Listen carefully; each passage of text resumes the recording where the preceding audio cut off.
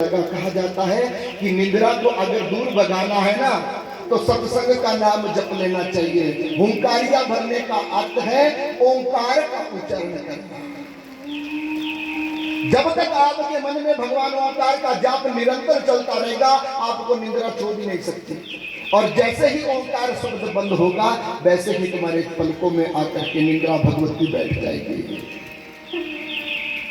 अब तोता हुंकारिया भरता गया और जैसे 12वें स्कंद की कथा प्रारंभ हुई तो माता पार्वती की जाग खुल गई। अब जैसे जाग खुली तो शंकर को रोका, बोले भगवान मुझे क्षमा करना, मुझे बीच में नींद आ गई थी। शंकर ने कहा क्या कह रही हो? बोले हाँ, मैंने उद्धव और भगवान श्री कृष्ण के भक्ति का रस पान तो किया ही नहीं। उद्धव को कैसे गोपियों ने शिक्षा दी, भगवान ने उन्हें कैसे शिक्षा प्रेम का पाठ पढ़ाया, वो तो मैंने सुना ही नहीं। शंकर ने कहा अगर तुम्हें नींद आ गई थी तो तुम्हारी जगह पर हुंकारिया कौन बन रहा था? तुम्हारी जगह पर हुंकारिया कौन बन रहा था? भगवान शंकर अपनी समाधिस्थ जगह से उठे और उठ कर करके चारों दिशाओं में देखने लगे तो क्या पाया? उत्कृष्ट मध्य स्थित है एको सुख बच्चा बालक कहा, एक छोटा सा बालक सूखे का तोते का उस उत्तर दिशा में चारों तरफ घूमता हुआ उस अमर कथा को सुन रहा है। माता पार्वती की तरफ देखा, कहा पार्वती ये कैसे? बोले महाराज क्षमा करना, क्रोध ना करे, क्रोध अग्नि से ज्यादा तीखा है। कुछ लोग कहते हैं ना कि क्रोध के कारण वो अपने जीवन को जीते हैं, तो ध्यान से रख लेना, जिस मानव के जीवन में क्रोध है वो क्रोध मानव के लिए अग्नि के समान है, कभी भी जला करके तुम्हें भस्म कर सकता है। तो भगवान शंकर के पास हर एक वस्तु थी, लेकिन क्रोध के कारण भगवान शंकर उन सब ज्ञान से वंचित होकर के अनंत को प्राप्त कर लेते हैं। माता पार्वती से पूछा, माता पार्वती ने कहा भगवान मेरा दोस्त नहीं, ये तो मृत अवस्था में इस जगह पर पड़ा था, मैंने इसे देख करके नजरअंदाज कर दिया, मैंने तो इसे देख करके नजरअंदाज कर दिया था, ये कैसे जीवित हो गया मुझे नहीं मालूम, लेकिन मुझे लगता है ये अमर कथा सुनकर करके जीवित हुआ है, इसे तुम मार नहीं सकते। भगवान शंकर को क्रोध आया, इस तरह से अमर कथा का फूट जाना अच्छा नहीं है, सुयोग्य नहीं था। और भगवान शंकर उस तोते को मारने के लिए दौड़े। जैसे ही उस तोते के बच्चे ने भगवान शंकर को अपनी तरफ आए हुए देखा तो वो तोते का बच्चा वहां से उड़ा और भाग गया। आगे तोते का बच्चा भाग रहा है तो पीछे शंकर भगवान जी आगे बढ़े। दौड़ते दौड़ते तीनों लोगों की परिक्रमा करते जब मृत्यु लोक में वो तोते का बच्चा पहुंचा, कहीं छुपने का स्थान नहीं मिला तो जाकर के वेद व्यास जी के आश्रम में पहुंचे और वहां पर माता निद्रा से आकर्षित होकर के जमाई ले रही थी। तोते के बच्चे ने छोटा सा सूक्ष्म रूप बनाया और अंश मात्र होकर के माता पिंगला के पेट में चले जाते हैं। जैसे ही माता पिंगला के उदर में गए तो शंकर भगवान जी वेद व्यास जी के आश्रम में पहुंचे और आश्रम में पहुंच करके उस तोते के बच्चे को ढूंढने लगे, लेकिन कहीं नहीं मिला। तो शंकर भगवान जी ने वेद व्यास जी से पूछा कि तुमने किसी तोते के बच्चे को देखा?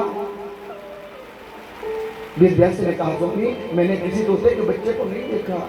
और जब नहीं देखा तो शंकर भगवान जी निराश होकर के अपने कैलाश पर्वत पर आ गए और इधर वो तोते का बच्चा माता पिंगला के पेट में गर्भस्थ होकर के पलने लगा। पलते पलते जब माता का उदर बढ़ा तो वेद व्यास जी को पता लग गया कि वो तोते का बच्चा और कहीं नहीं मेरी पत्नी के उदर में है, तो आज जन्म लेगा कल जन्म लेगा इंतजार करने लगे और इंतजार करते करते 12 वर्ष व्यतीत हो गए, लेकिन वो बच्चा बाहर नहीं निकले।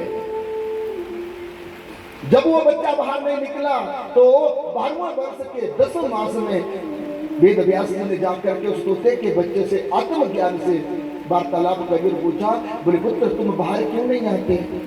बोले मैं बाहर नहीं आऊंगा। क्यों? बोले अगर बाहर आऊंगा तो माया मुझे घेर लेगी। वेद व्यास जी ने कहा तुम्हारी माता को बहुत कष्ट हो रहा है, बोले पिताजी मेरे रहते हुए पेट में माता को कोई कष्ट नहीं है, लेकिन जो कष्ट राशि मुझे झेलनी पड़ेगी उसका तुम्हें पता नहीं है। मैं गर्भ में ही ठीक हूं और गर्भ से बाहर अगर आ गया तो नारायण की माया मुझे घेर लेगी, और नारायण की माया के घेरने के कारण जो कष्ट मुझे भुगतना पड़ेगा उसे तुम नहीं जानते। वेदव्यास ने पूछा तुम बाहर कैसे आओगे? बोले मैं बाहर तो तभी आऊंगा, मेरे बाहर आने का सिर्फ एक ही उपाय है। बोले क्या?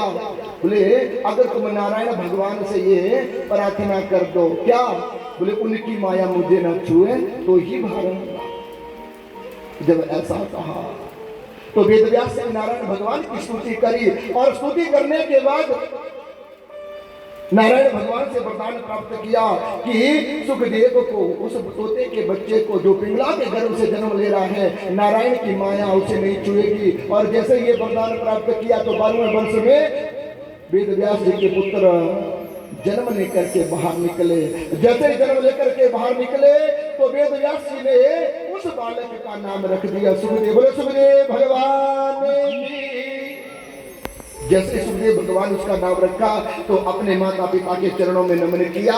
प्रेम की माया ममता का त्याग करके सुखदेव जन्म लेकर के ही जंगलों में निकल गए। जब जंगलों में निकले तो उनके पिता वेदव्यास जी पीछे से पुकार पुकार करके कह रहे हैं पुत्र क्षण भर के लिए तो रुक जाओ, हमें अपना चेहरा तो बताते जाओ। माँ ने कहा मैं तुझे 12 वर्ष गर्भ में रखा, मुझे अपना चेहरा तो दिखा दो। लेकिन सुखदेव बैरागी थे, माँ की ममता पिता का प्यार त्याग करके जंगलों में चले गए और जंगलों में गुफाओं में रह करके अपने जीवन को पालने लगे। जब जंगलों में रह करके गुफाओं में रह करके अपने जीवन को पालने लगे तो अब वेदव्यास जी को भी पुत्र मोह हो गया। कहते हैं मानव हर मोह से छूट सकता है, लेकिन मानव के जीवन में जो पुत्र मोह है ना, वो मानव को माया से आकर्षित करता ही करता है। वेदव्यास जी वेदों के ज्ञाता थे, लेकिन पुत्र मोह के कारण वो मोहित हो गए।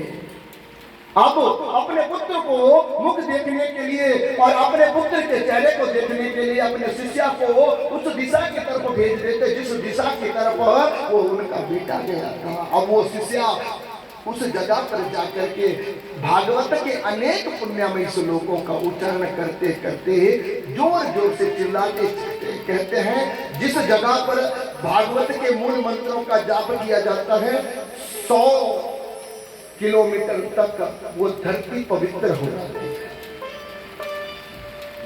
जिस जगह पर भागवत के श्लोकों का, भागवत के सत्संग का उच्चारण किया जाता है, उस जगह पर 100 वर्षों तक अनिष्ट पाप की वृद्धि नहीं हो सकती, वहां पर पुण्य की वृद्धि होती है। तो अब वो शिष्य सब लोग मुंह कर कर करके उस सुखदेव की तरफ भागवत के पुण्य श्लोकों का श्रवण कराते, और जैसे ही श्रवण कराते तो उनमें से एक श्लोक वेद व्यास जी अपने पुत्र को सुनाने के लिए उच्चारण करता क्या?